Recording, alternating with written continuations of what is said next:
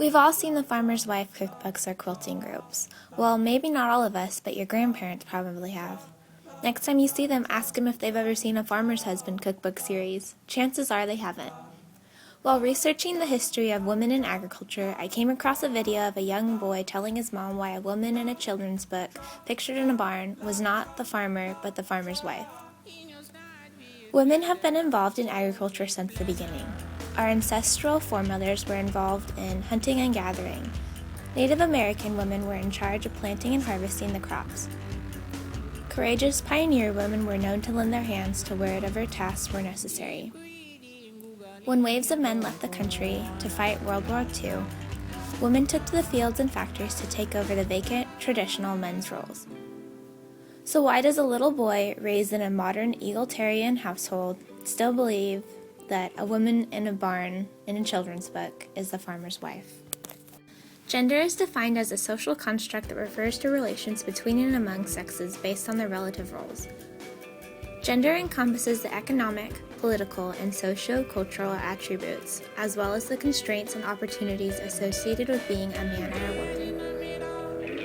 In colonial America, a single woman could theoretically own and operate her own farm. By law, a single woman could accumulate land and belongings, sue and be sued, and act as an executor of estates. However, once a woman married, as many women did, all of her assets became her husband's. This was based on the cultural assumption that the man was head of the household. This brings us to gender roles.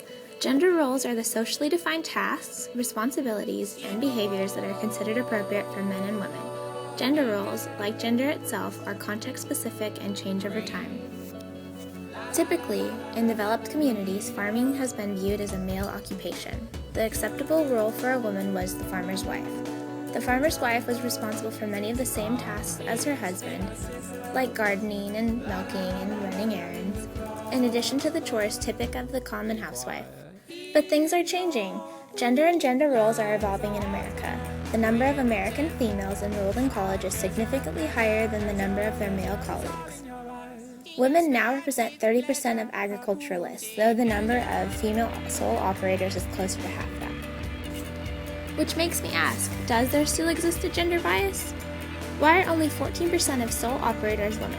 While phrases like hit like a girl are still insulting, maybe farm like a girl just isn't as encouraging as it should be.